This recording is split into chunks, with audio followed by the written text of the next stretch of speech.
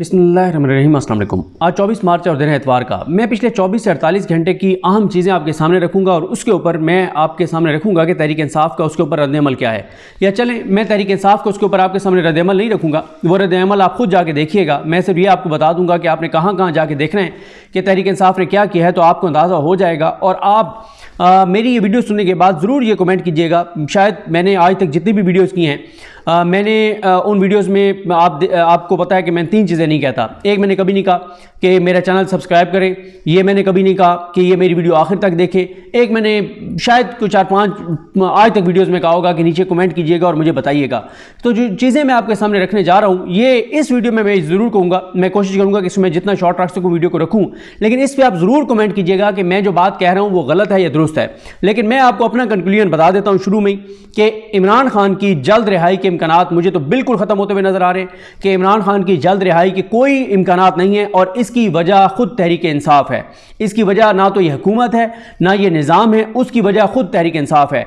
8 फरवरी को जो अवाम ने पीटीआई को मैंडेट दिया, 8 फरवरी को पाकिस्तान के लोगों ने जो इमरान खान के कहने पर, जो इमरान खान कहते हैं, इमरान खान कहता है कि 8 फरवरी को ये इंतखाब नहीं था, ये इनकलाब था, और इसमें कोई शक नहीं है। कौन सा ऐसा जुल्म है, जबर है, तशद्दुद है, नाइंसाफ़ी है जो तहरीक इंसाफ के साथ नहीं हुई। पाकिस्तान की तारीख में जो वाक़यात कभी नहीं हुए वो वाक़यात पिछले 1 साल में हमने देखे। पाकिस्तान की तारीख में जो हमने नहीं सुना था वो सारी चीज़ें ना सिर्फ हमने सुनी, हमने देखी, होते हुए देखी, जिन पर अभी तक बात नहीं होती, इस वक्त नहीं होती बात। आप कुछ अर्सा गुजरने दें, जब ये माहौल थोड़ा सा बदलेगा, लोग जब बताएंगे कि उनके साथ क्या क्या हुआ है, तो सुनने वाले जो हैं वो अपने आंसू नहीं रोक पाएंगे कि इस मुल्क के अंदर ये भी हुआ है, इस मुल्क के अंदर ये भी हो सकता था, इस हद तक गैर इंसानी सलूक भी किसी के साथ हो सकता था। वो चीज़ें हुई हैं, अभी तो वो बात ही नहीं हो सकती।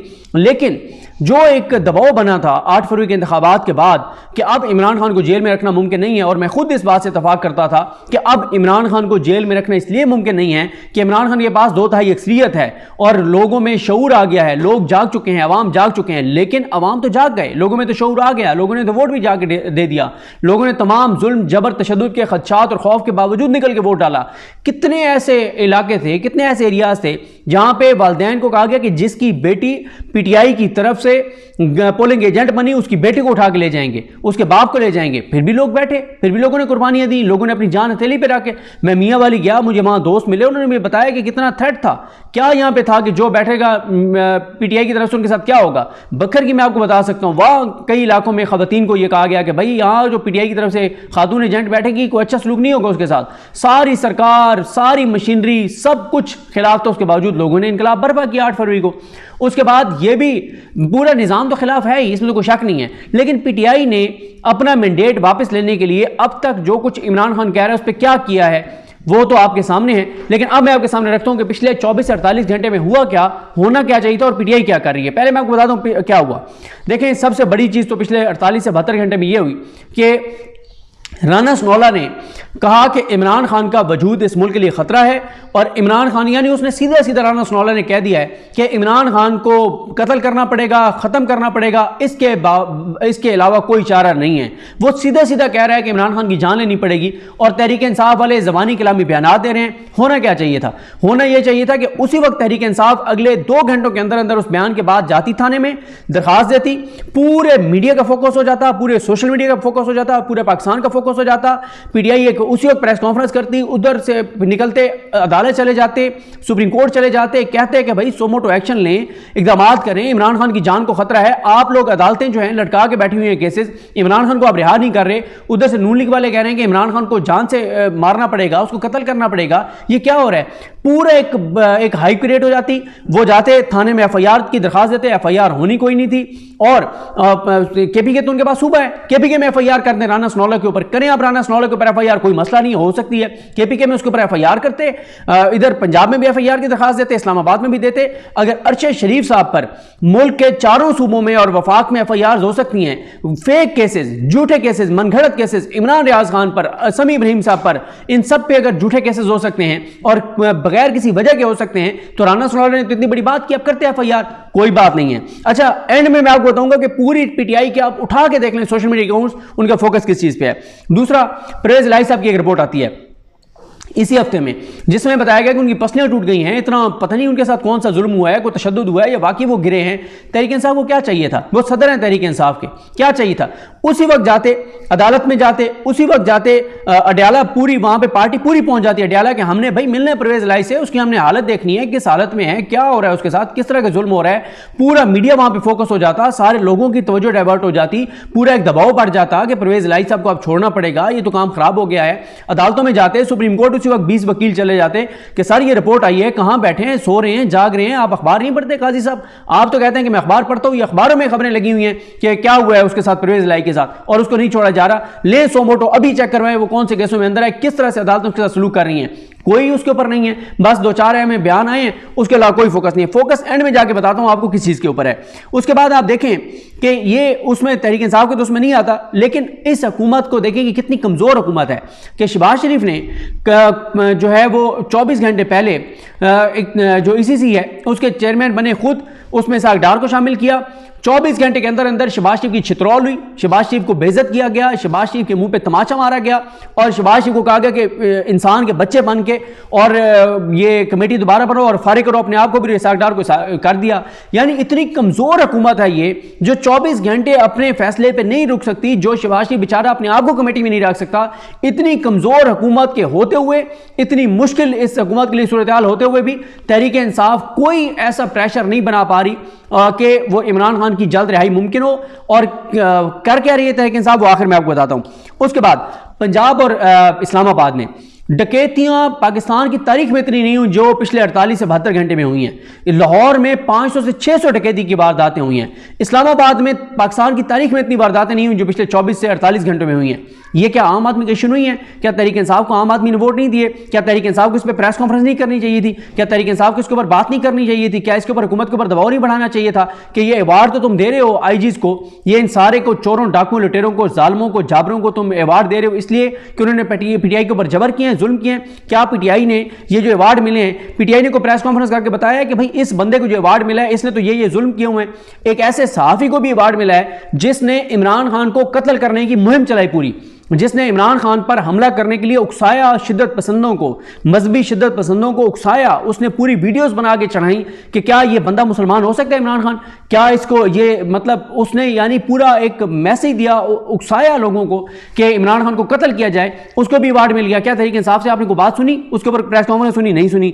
पेट्रोल की कीमतें बढ़ने जा रही हैं, क्या ये आम आदमी का इशू नहीं है? क्या तहरीक इंसाफ को आम आदमी ने वोट नहीं दिए? क्या तहरीक इंसाफ का काम नहीं है कि वो दबाव बढ़ाए हुकूमत के ऊपर कि आप मत बढ़ाएं पेट्रोल? चोर, डाकू और लुटेरे तुम सारे अपने अपने जो है वो सारे पक्के के डाकुओं को बरी करवा रहे हो, अदालतों से उनके इश्तिहारी फरारी और मफरूर भगोड़ों को वापस ला रहे हो, अदालतों को मैनेज करके, जजेस को मैनेज करके। तुम्हारा आवाम के ऊपर कोई फोकस नहीं है। कोई आपने सुनी है पीटीआई से बात पेट्रोल की कीमतों के ऊपर? नहीं सुनी होगी। उसके बाद इमरान खान साहब की कल से केसेस लगे हुए हैं, उनमें से एक केस बहुत इंपॉर्टेंट है, वो है अलकादिर वाला। इमरान खान साहब 3 केसों में तो इसका कन्विक्शन है उनकी, वो तो अपीलें चल रही हैं। अब इमरान खान साहब की एक जमानत चल रही है जो बहुत अरसे से चल रही है आमिर फारूक साहब के पास अलकादिर में। अब उसमें क्या होगा? वही होगा जो पहले केसों में हुआ है। आमिर फारूक साहब उसको पेंडिंग रखेंगे, लटका के रखेंगे। नीचे से क्या होगा कि उस वक्त इमरान खान कन्विक्ट हो जाएंगे और ये दरखास्त गैर मौसर हो जाएगी, क्योंकि ये दरखास्त है अलकादिर में जमानत बाद अज़ गिरफ्तारी। अब जमानत की दरखास्त आमिर फारूक साहब ने पेंडिंग रखी हुई है, लंबी लंबी तारीखें डाल रहे हैं। उधर से नीचे क्या होगा? जब कन्विक्शन हो जाएगी ये दरखास्त गैर मौसर हो जाएगी। और इस तरह की 7 से 8 दरखास्तें इमरान खान की इस्लामाबाद कोर्ट से गैर मौसर हो चुकी हैं। क्या तहरीक इंसाफ से सुनिए आपने कोई बात कि इमरान खान की अलकादिर यूनिवर्सिटी केस में जमानत की दरखास्त आमिर फारूक साहब नहीं सुन रहे? क्या आपने कोई दबाव देखा है इमरान खान के लिए? ये सारे तो आपस में लगे हुए हैं, ये सारे तो अपने मफाद के और अपनी चीज़ों में लगे हुए हैं, अपनी चीज़ों में मैनेज हुए हैं या अपनी हमाकतों में लगे हुए हैं। कोई आपने सुना है? आपको किसी एक ने बताया है कि कितनी पेशियाँ, कितनी समातें हो चुकी हैं और अलकादिर में इमरान खान को जमानत नहीं मिल रही? कोई आपने सुना है?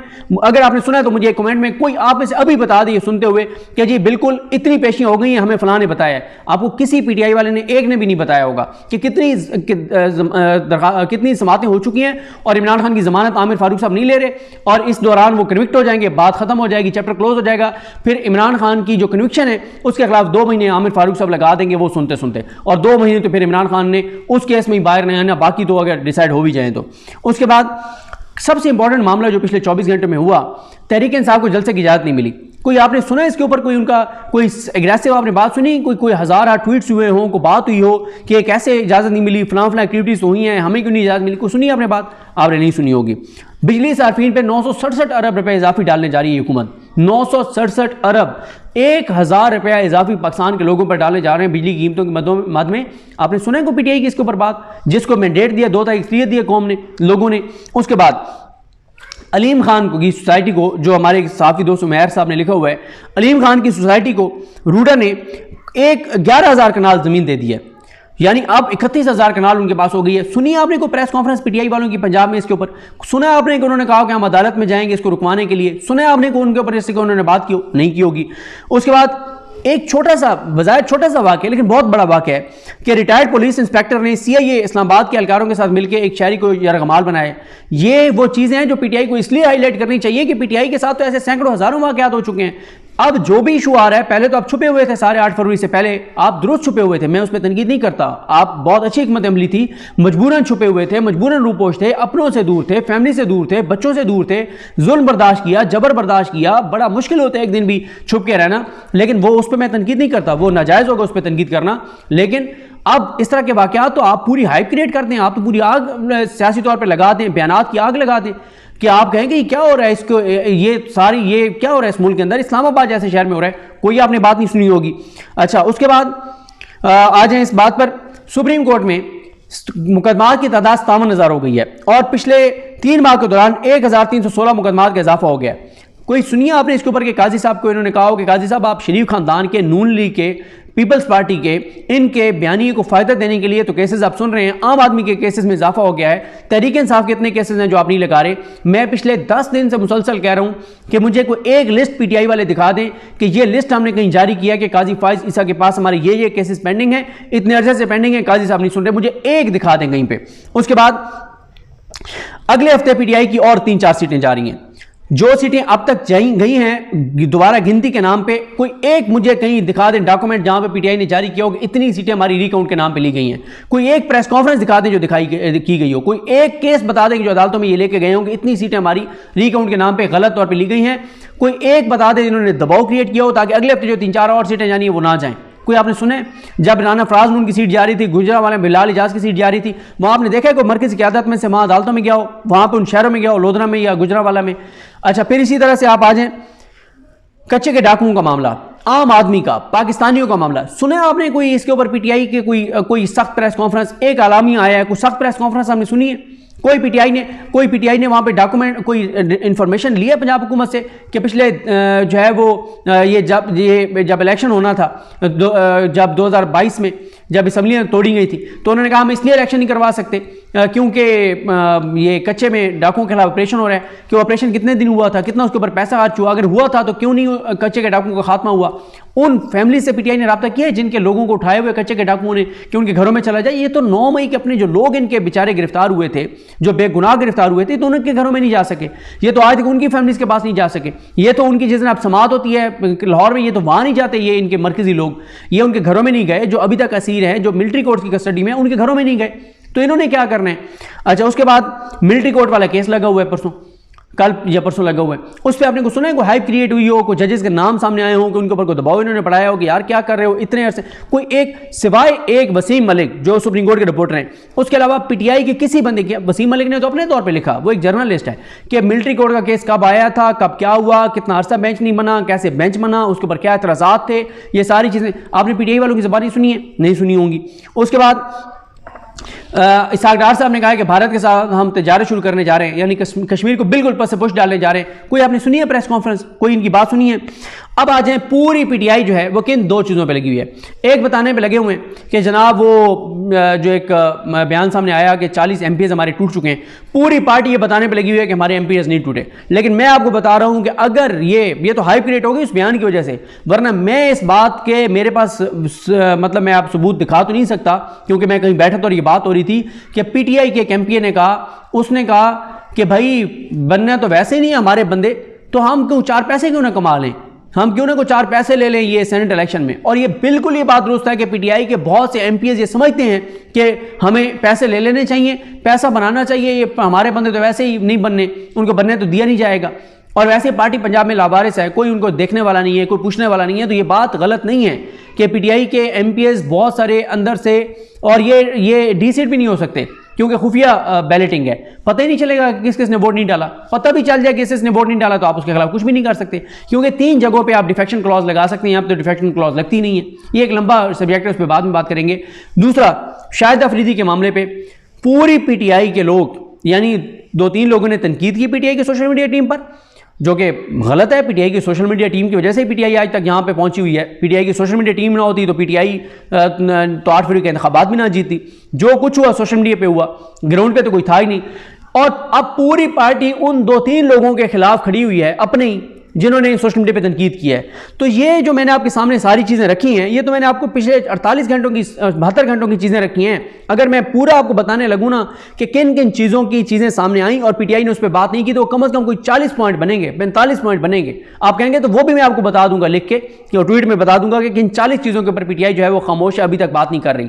तो मुझे बताएं, ये जो मैंने आपके सामने 16-17 चीज़ें रखी हैं, क्या पीटीआई को इन 16 चीज़ों पर फोकस करना चाहिए था या आपस में लड़ के मर जाना चाहिए था? ये आपस में लड़ रहे हैं, ये आपस में एक दूसरे को मारेंगे, ये एक दूसरे को आपस में लगे हुए हैं। वो उसके खिलाफ लगा हुआ है, वो उसके खिलाफ लगा हुआ है, उसने सोशल मीडिया टीम में अपनी उसके खिलाफ उतारी हुई है, उसने उसके खिलाफ उतारी हुई है। पूरी पार्टी अब एक दूसरे के खिलाफ लगी हुई है। इन 16 चीज़ों के ऊपर पीटीआई का कोई फोकस नहीं है, कोई बात नहीं है, कोई बयान नहीं है, कोई हाइप नहीं है, कोई वो चीज़ नहीं है। और इससे ये अंदाज़ा होता है कि इस मौजूदा निज़ाम के लिए, इमरान खान के दुश्मनों के लिए, पीटीआई के मुखालफिन के लिए सुख के सांस का वक्त है कि वो सुख का सांस लें कि ये आपस में लड़ेंगे, ये आपस में मरेंगे, ये एक दूसरे को मारेंगे, ये एक दूसरे को नीचे दिखाएंगे।